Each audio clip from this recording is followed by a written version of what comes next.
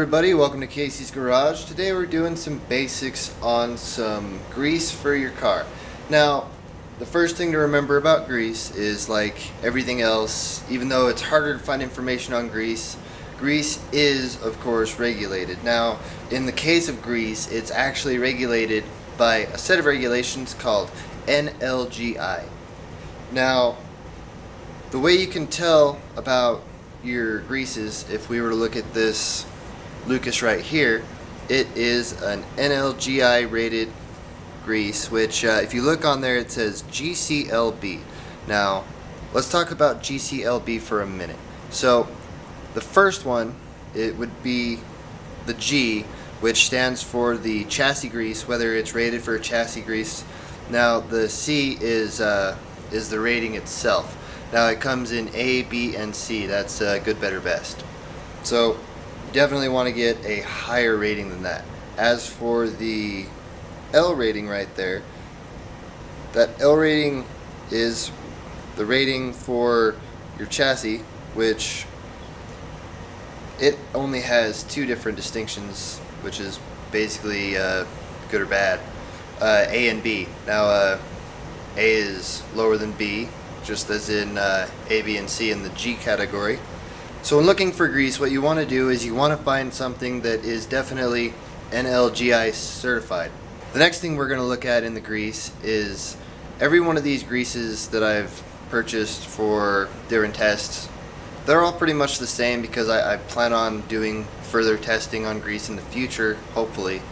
But for now, this is what I've been able to find on grease.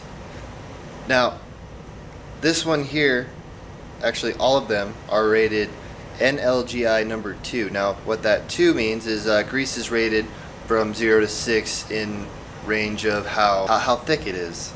And the thickness rating is extremely important because you would not want to put something so thick in your wheels that they just generate so much heat that it causes the grease to burn, which could cause your car to catch on fire. You want a lower grease. However, you also wouldn't want something so thin that it doesn't have the capacity to hold itself into place and it would melt and not be capable of supporting any load, which is going to take out your bearings. You know, you want to find a good mix, which is why you do not want to go off of this grease is good, use this grease and everything, this grease is bad, use this grease and everything. Now, I personally think that most things, yes, you should use the same grease because not all greases are compatible.